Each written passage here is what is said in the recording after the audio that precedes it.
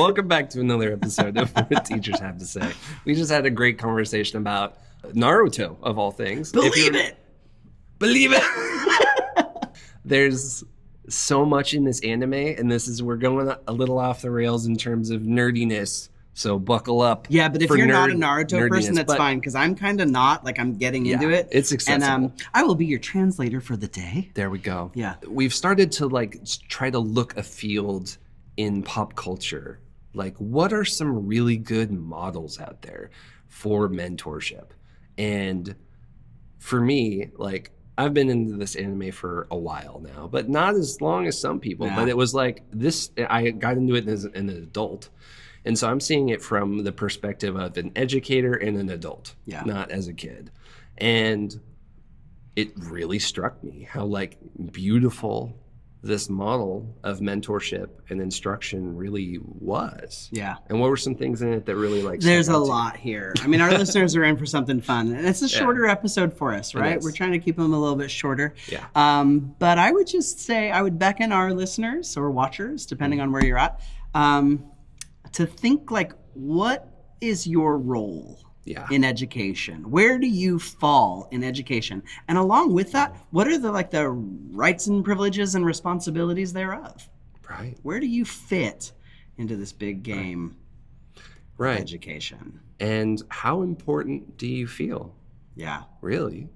Do you have the impact that you want to have? That you want to have. Right.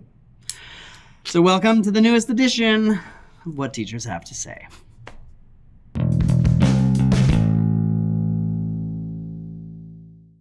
So today we actually have a conversation I've been wanting to have. If you can see, I'm wearing my Sasuke Uchiha clan merch from the anime Naruto. So actually back in Palm Springs when we did that episode, me and Jake and Jake's wife Julie were hanging out and just talking about anime. We're total anime nerds. And I was talking about Naruto and how much I loved Naruto as a teaching model. I mean, we were at a teaching conference, so it seemed relevant. And it kind of, spun into this idea of what in pop culture are some good models for what we wish teaching was, or what we wish education was, or at least what we wish what direction it was moving, right? And in our media, there's so many kinds of reflections of that, and we're so drawn to those things too. So we're going to start this series of episodes on different models for mentorship in popular culture that have actually meant a lot to us, and explore those from kind of an ed philosophy standpoint, and really just dig into what could we learn from these things that are so popular in our culture. Yeah, and it's been fun as my Gen Xer, right? I had small children when Naruto was coming out. I wasn't watching, I wasn't waiting totally. Our friend David, he was downloading a pirate bootleg copy of the English dub. His friends spoke Japanese, no, so they could do it. I did not even know what Naruto was until I was teaching middle school, and they were all about it. Doing the running? Running doing and doing the whole thing. And oh my God. And so I started watching Naruto for the first time after our conversation. And I'm not very far into it. So for the listeners that are out there I have no idea what this is, but I've heard about Naruto, you're going to be fine. Yeah. Because I am the resident non-expert. Yeah. I'll be content expert on this one. And I'm also not finished with Naruto, so I wouldn't even say I'm a total content expert. I'm in Shippuden. Almost, I'm at the end of Shippuden. But it's really, I've thought about it since Palm Springs. There is so much value in learning something that I know nothing about, that our students know a lot about. Mm-hmm. Totally. I've connected very deeply with a student over my baby version of Naruto. Totally. This semester. It's been meaningful to explore that. So if you are not an anime person... Dude, it's right here. Let's grab it. Okay. If you are not an anime person, stick with us, because it's going to be cool. Art. I love this so much. It's so cool. Maybe we'll put a graphic up or something so that people can see it. Yeah. I had a student that I'm hoping to talk more about on the podcast, and Maybe we'll talk about the character Gaara. He's incredibly interesting. And this student graduated this year and gifted me a drawing of Gaara, my favorite character. Connection. Deep connection. Yeah. Vulnerable connection. Very cool. So teach me about Naruto. Because I've loved preparing for this. Yeah, totally. Okay, so where should we start? Okay, let's start with like the society, right? And then like the ninja. Onboarding into the world of Naruto. Onboarding into the world of Naruto. So for those of you who have... And just the disclaimer, I can't remember these characters' names. Sometimes I can't either. I don't speak Japanese. Yeah. I don't know the Japanese phonetic. And so if you're in that boat, it's okay. Yeah. You're going to learn some pretty cool stuff about mentorship models that is starting to make sense to me. Yeah, we're not... But I Google the names of these people all the time. We're not hardcore nerds here. We're not going to... Not in this realm. Not in this realm. Wait till we talk about Ted Lasso. But what struck me the most immediately when I started watching Naruto. So I started watching Naruto during pandemic times because it was one of those animes that I'd never really gotten into because it's so long. Isn't it's it like the second longest? I think so. There's One Piece. One Piece has so many. There's episodes. Like 1,000 episodes of Naruto. And then Naruto has more than that. Yeah, it has so many episodes over, 3 different series now. So you have your original Naruto, you have your Naruto Shippuden, and then you have Boruto, which is the literal next generation of Naruto's is Naruto's like children. So you can already see there's like depth. There's a lineage that's built into the show, and it's like you have to commit. So I'd never really committed to this show, but pandemic. What else was I gonna do? Dove right in, right? And dove into the OG one and watched every episode, all the filler, everything. And that's the Shippuden. I didn't care. No, that's the OG. That's the one you're in. Oh, Shogun Jump or something like that. Yeah, Shonen Jump. Shonen Jump. Yep. Yeah. So the OG one. And then what struck me immediately about it was that their whole society is built around like a pursuit of knowledge. Like the whole thing really is from top to bottom. Like, and what makes their leader qualified to be their leader is that they have taken the pursuit of knowledge to the nth degree. Like they have become so specialized that they're at this other level and they're respected because of that. Now, I think a lot of the differences are because of Japanese culture, like, and it strikes us so differently, but I'd never really seen it presented in such a format where it was like, oh, there's a clear mentor to student cycle that continues happening. So you're introduced to Naruto as this like little troublemaker dude who really just like wants attention. And does really poorly in school. Can't pass his tests. No. And he's a problem to his teachers. He just runs around and vandalizes stuff. And invents sexy jutsu. Yeah, invents sexy jutsu to get attention. Where he's just like, oh, I'm going to turn into a lady. And that will be like, I'll just weird. Blindside you and then I'll hit you. Yeah, and then I'll hit you and run away. Like, it just total prankster weirdo. And everyone just kind of resents him. And you're not sure why the village like hates him so much. It takes a while to figure out why he's so ostracized. Yeah. But I feel like a lot of students have that experience. Right. Yeah. They feel very not welcome in school, very ostracized from school. It's very hard for them to see how to enter into school or how to practice. And Naruto is definitely in that. And we don't always get to see why they began feeling that way. Yeah, definitely. They show up at our classroom door. Yeah. And then we, are observant enough to see that other people are treating them differently. Mm-hmm. And we don't know why. Yep. Yeah. So he shows up and his classmates also don't like look down on him, don't really respect him. Yeah. He's not very good at anything. He's not very good at any of the like ninja skills. So he's in ninja school, basically, right? And there's a moment with his teacher, Iruka Sensei, right? I'm writing that down. And Iruka Sensei, he's He's the character that has a scar across his cheeks and his nose. Okay. An outsider looking in. Yeah. There are so many bandages on There these are children. a lot. Like they might want to consider, There's a lot of bandages. I think everybody wears like wrappings and bandages. It's a lot of wrappings. There's a lot scars of wrappings. Everywhere. I've decided just in general, anime, Yeah. like they always have like scars across their eyes. There is not enough eye protection in the world of anime. I know. As somebody who's they not really really need some into goggles, dude. There's so many eye patches and scars. The father in me eyes. is like, whoa, I don't want you to go to ninja school. There's a lot of bandages and eye scars. Right. Yeah.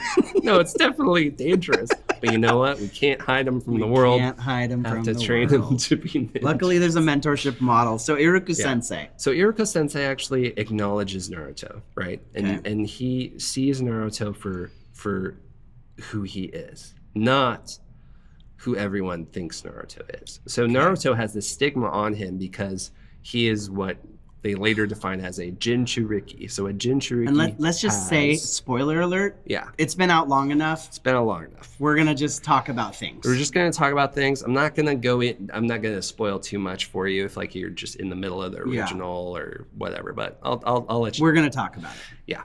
So he acknowledges him and he's protective of him and he shows interest in him and he looks past the stigma that's been put on Naruto. And his role is kind of like the classroom teacher, right? He's in charge of a group of like 20 kids He's that a are young homeroom teacher that are really little. And haven't really kids. entered the further ninja school. No.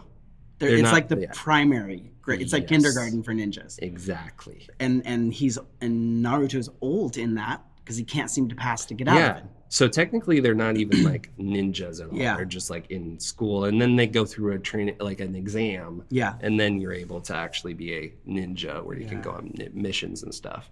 But so yeah, he's kind of trapped and he doesn't have a mentor and he's just looking for attention. He's constantly looking for attention.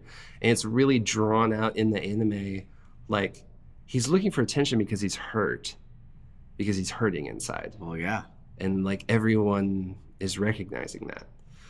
And so there's this kind of humanistic element to it, to look past the stigma. So Naruto is, like I said, the Jinchuriki, which means there was like a massive, like angry demonic spirit, right? And then there are nine of them in their world, right?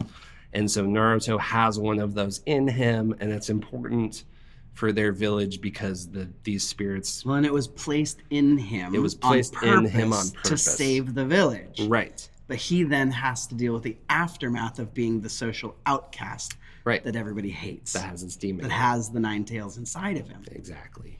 So he's ostracized. He's cut off, and that's sort of like what they are supposed to do. That's how they're supposed to treat children that are like this. So Naruto isn't totally unique. You don't learn that until a little bit later. There are other Jinchuriki like Gaara. Gaara is also a Jinchuriki. He has a demon in him. And I love what you I love what you had to say where you were just like, as soon as he came on the screen, I'm like, that kid's got a demon in him. That boy's got a demon in him.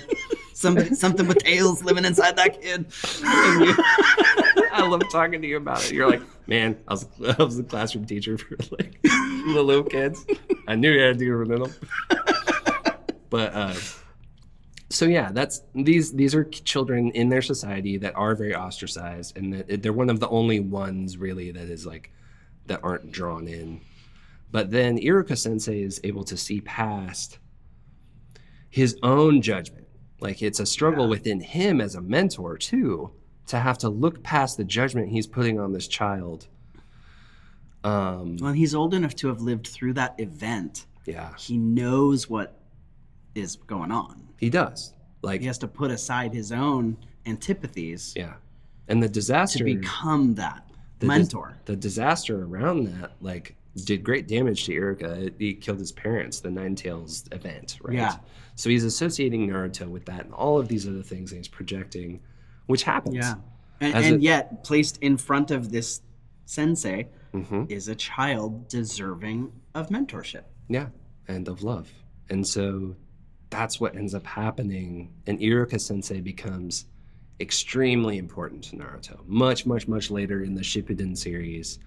Naruto, there's a spoiler That's part alert. 2 for those of you that are following like me. It's way later. You got a lot to get through before you get to Shippuden. But Naruto's much older. He's like he's 16, I think, at this time, and he's much more powerful.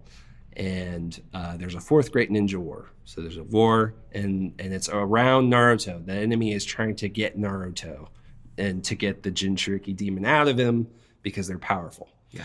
So his whole village sequesters him away, and they don't even let him know that this war is happening. They like put him away somewhere. Yeah. And because it's about him and they want to protect him. And they know that if he knows about the war, he'll fight in the war. Yeah. Because he loves everyone. They're all his friends. Like, he's such a positive character. At this point, because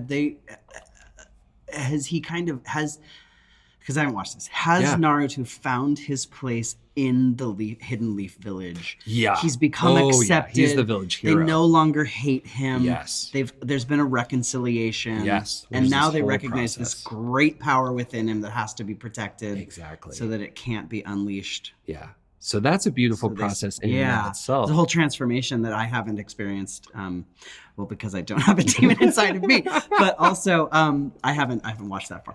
Right.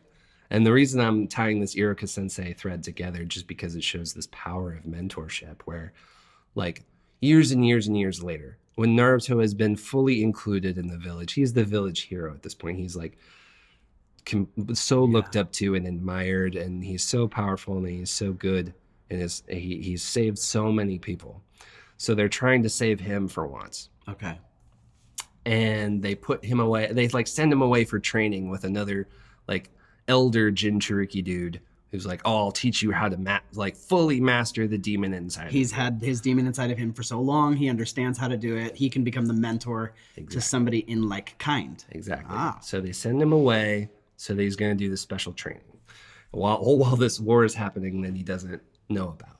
And then Naruto's powers expand enough that he is actually able to sense that his friends are suffering. He senses that things are happening outside of his control. Like Luke Skywalker in Dagobah. It is kind of like that. I gotta go find my friends, but it doesn't go well for Luke, so. No, and we might be talking about Star Wars too, for all you Star Wars nerds out there. Definitely this is the way. But yeah, I mean, the Jedi is a great other mentor thing. But let's stop there. Yeah. Anyway. So Iruka Sensei, or they send Naruto off. They send Naruto away to go through this special training to protect him.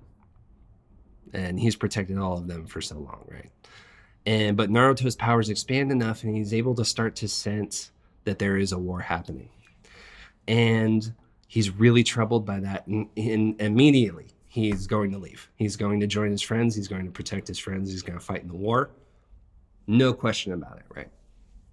And Iruka Sensei comes back to him. Not that they have had a falling out or anything. They've maintained their relationship. But he comes back and he tries to convince him to stay. He says, Naruto, this war is about you. This war is to protect you. We can't let the enemy get you. You undo all of the sacrifice that has happened. Yeah, it would be terrible, right? Like, and we let us protect you.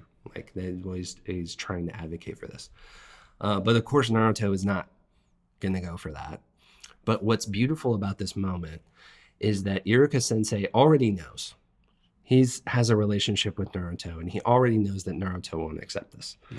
And so he, in and of himself as a mentor, has recognized that as a mentor, part of his struggle too is that he wasn't able to protect Naruto as much as he wanted to.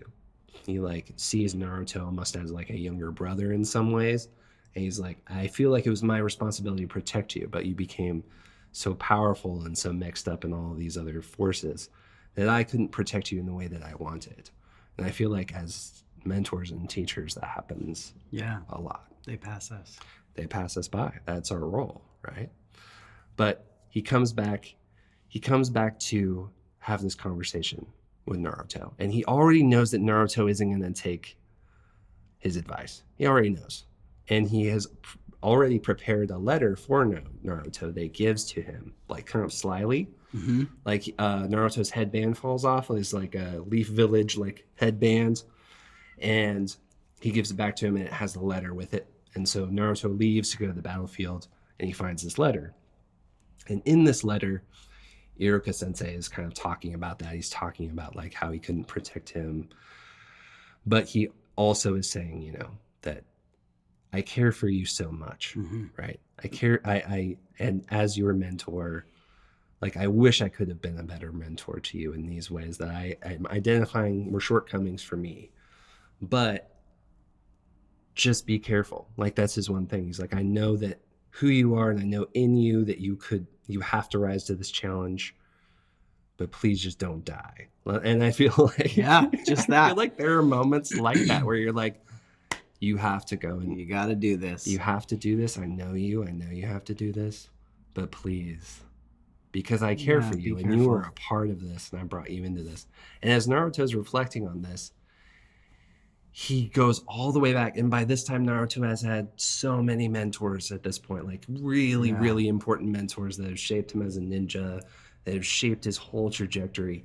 And he goes back to Iruka and he thinks about it. He's like, Iruka Sensei was the most important mentor I ever had. And I would be nothing without him, because that was that first connection. He was the first one to see him. He was the first one to see him and bring him into the village. Yeah. So I love that you said that this sensei, right, Iruka Sensei, right? So it's not like one name. It took me so long to realize like that wasn't his name. Oh, right. It was the sensei whose name was Iruka. Yeah, so if you're not familiar Iruka with Sensei. Japanese, they have these like little words they'll put at the end of people's names to like designate their respect and their role for them. Yeah, so teacher, sensei mentor, is their teacher. That kind of a thing. But I love that, you know, at least at this stage when the fourth ninja war is happening and Iruka Sensei comes and delivers this missive and all of this stuff, he was the preschool teacher. Yeah. Right? Like he was the preschool teacher. He's like the little homeroom. The little tiny. He's got a little homeroom. Yeah, like they're not even in ninja school yet. Mm-hmm. And so something that really struck me, and you've helped me understand this, is part of the mentorship model of Naruto, of the world of Naruto, is that every step along the way, every person has their role and that they're of equal importance. Yes. You know, like Iruka Sensei is the preschool teacher. Mm-hmm. And unfortunately, how often do we look at our preschool teachers and we're like, babysitters, right? When in reality, they're starting the entire path. Like the whole path. The whole path is started there. And then, you know, you get to village. You and I as high school teachers. Mm-hmm. And I mean, it's not pretty, but like often when I was teaching in elementary school, I'd be like, oh, I'm a first grade teacher. And they're like, oh my gosh, how do you do that? Like, ugh. This is such a thing. It's so true. They're like, I can't believe you used to teach that. And then I've also taught middle school. My wife's a middle school teacher, and they're like, oh my gosh, they're crazy. God bless you for doing this, you know? Thing. But then when it's high school, they're like, oh, that's really cool. Yeah. I know. I've had the other thing happen too. And then we look at professors in college, and we're like, oh, they must be very good to get to the level of Hokage. You know, like the lead grand master mentor. That's not it at all. No. That's not it at all. No. And then I think about, you know, friends of mine, like, so you know them, Ben Cogswell and Jen Dean. Oh, yeah, I love right? Ben. Yeah. Kindergarten, first grade teachers. Ben. Some of the most truly incredible educators out there shaping the whole path. Yeah, absolutely. Honestly, the people that are down there teaching elementary, kinder, like... Oh, a lot of bodily fluids down there. There's that. My word. But it's also like that, I think, we have so much to learn from those educators. Like, I honestly wish I had more of those skills. I actually feel lacking as a high school teacher because I'm like, oh, I don't think I could hang down there. Yeah. And I don't see it as, oh, they're crazy. I see it as like, I don't have the skills for that. Yeah. That is a whole other job that is of vital importance. Yeah, like I mean, I see like, oh wow, kids that come to me and they have these gaps. Sure. You know, like they've missed along the way, like how blatantly important the youngest grades are. Yeah. If you don't feel included, so important. If you don't feel like you can gain mastery, if you don't feel like you have a way in, like I feel like those. And I mean, we could talk forever about Naruto. I mean, there's like 1,000 episodes or whatever it is. Yeah. There's so much, but I love that we got this big sky picture of the hurting child, literally as a demon, inside of him, demon, and a tattoo. You know, you know, he's probably the kid that comes to first grade with a mohawk. Yeah, we all know that kid, it's right? You're like, choices were made. That you know, and but then we see this long view that isn't even the end, and that this preschool teacher became the tide turner. Along the way, right? And that's just been really meaningful to me to remember that every step along the way is of equal import. Yes. You know, they have their role to do. There's another scene where like this other people attack the village and their leader is fighting, you know, the leaders are fighting and it's like the amazing things are happening that nobody can do because they're the top pinnacle and all this stuff. But it doesn't matter because Iruka Sensei is in the preschool and his job is not to go and help fight. Right. It's to get the littlest kids out. And I love that they put them in like a study hall. I don't know. This was so early in it. And they're like, why are we here? They're like, why are we here? Everybody's acting so weird. They're putting us in the study hall. They were sheltering them from the fact that like, I don't know, the sound village people are our village is being attacked. Our village is being attacked right now. Like massive, large scale attack. But they were protecting the youngest and then trying to keep them safe, happy, contented, moving them out until there's a scene where they're really high on a cliff and they look down and they see the whole village burning. And that's finally when Iruka Sensei is like, yeah, like the village is under attack, but we're going to be okay. Exactly. You know? And I just come back to the fact that everyone has their role to play. Everyone has their own responsibility. And it's not that the Hokage, the leader of the entire village, is more important. Exactly. In fact, he's almost like the servant to all. That's a really, really good point.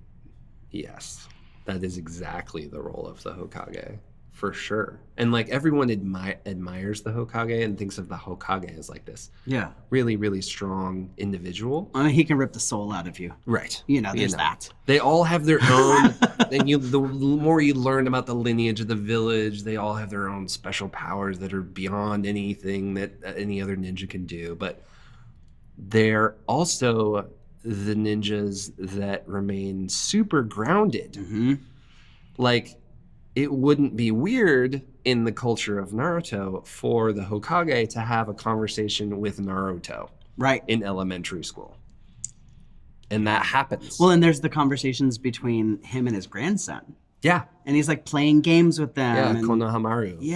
And Konohamaru looks up to Naruto later on. And he calls his grandfather old man. Exactly. He's fine with it. Exactly, right? But so this is a role of leadership and of ultimate mentorship, but is still accessible to everyone. So that is really interesting, right? And then I love what you had to say about every step along the way, like that everyone's role is important. And there's actually I didn't really intend to go into this, but there's actually a little side story with Iruka.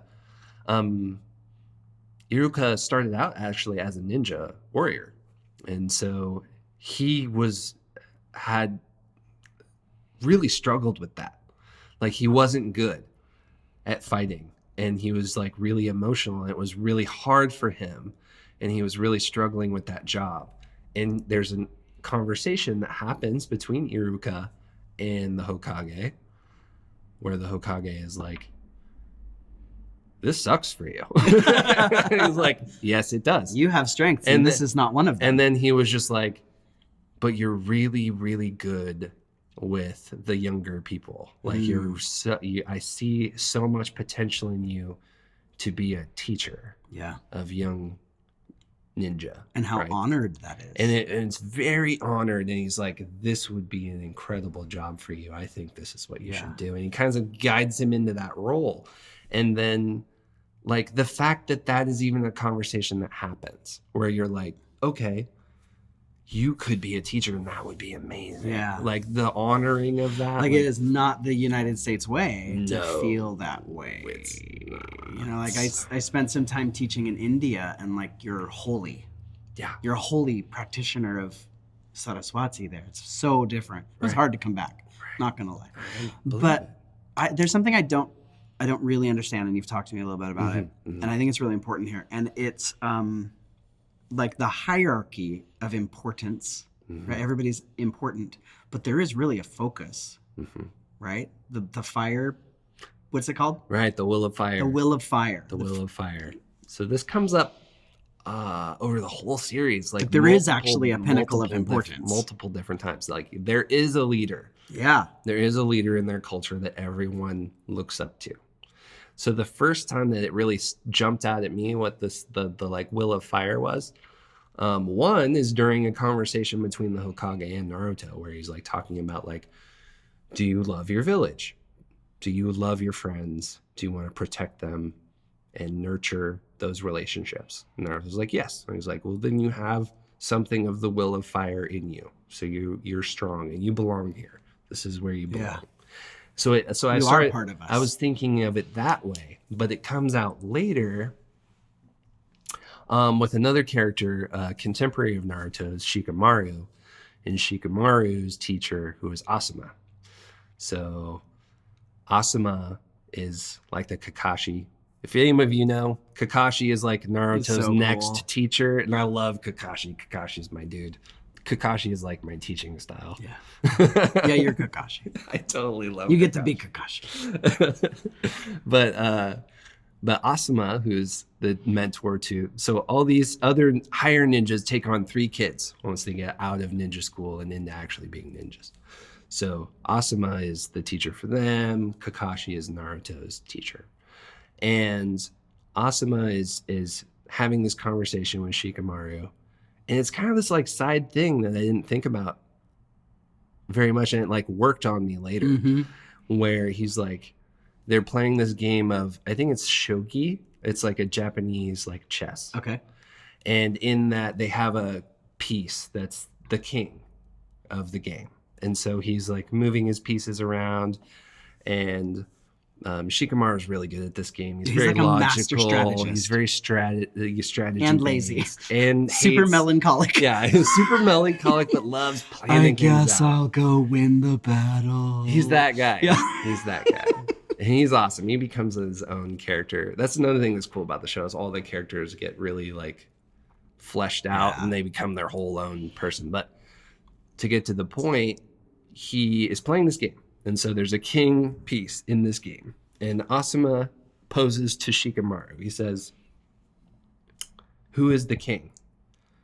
Who do you think is the king of the Leaf Village? Like in like this game. What is to be protected? So similar in like a regular game. Like what's your most vital piece? Like in a game of chess, if you don't play chess or whatever, the king is your most important thing. Yeah. If game over. If the king gets taken, then the game is over, right? So who is the king?